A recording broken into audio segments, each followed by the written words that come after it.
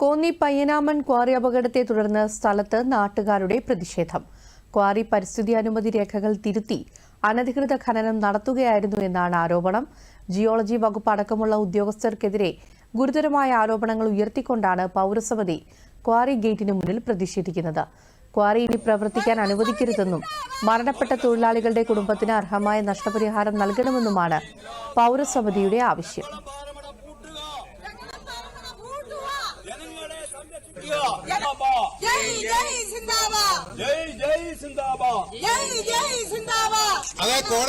അതായത് ഇപ്പോൾ ഖനനം നടത്തുന്നത് ലീസ് ഏരിയയിലല്ല, ലീസ് ഏരിയയ്ക്ക് പുറത്താണ്. ഈ അപകടം നടന്നിരിക്കുന്നത് ലീസ് ഏരിയയ്ക്ക് പുറത്താണ്. ഇതിന് ഉത്തരം പറയേണ്ടത് ജിയോളജിസ്റ്റ് ആണ്. ഇന്നലെ ഇവിടെ ജിയോളജിസ്റ്റ് വന്നിട്ടാ പോയത്.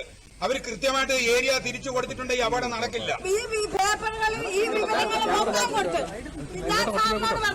ഒരു തരത്തിലും പറ്റത്തില്ല. പാറ പൊട്ടിച്ച് എന്റെ വീടിന്റെ മണ്ട വരെ വന്നെന്ന് പറഞ്ഞു. അന്നേരം ഇപ്പോഴും അവിടെ കിടപ്പുണ്ടെന്ന് പറഞ്ഞു. ഇപ്പം വരാം. അമ്മ ഒന്നും കഴിയാതെ അമ്മ അവിടെ ഇരുന്നാട്ടെ. ഇപ്പം ഞാൻ വരാം. എന്തിയേ അപ്പം ചാക്കും പടിയാ പരാതി പറഞ്ഞേ? ഞങ്ങൾ ഡിസംബർ 31 കാണാൻ പോവും, പഞ്ചായത്ത് പ്രസിഡന്റിനെ കാണാൻ പോവും, വില്ലേജ് ഓഫീസിൽ പോവും, പിന്നെ തിരുവനന്തപുരം താലൂക്കിൽ പോയി, തിരുവനന്തപുരം വരെ പോയി. അവിടെ നല്ല പേപ്പർ ഞങ്ങൾക്ക് വന്ന് നിങ്ങളുടെ കൂടെ ഉണ്ട്. എല്ലാം അനുവദിച്ചു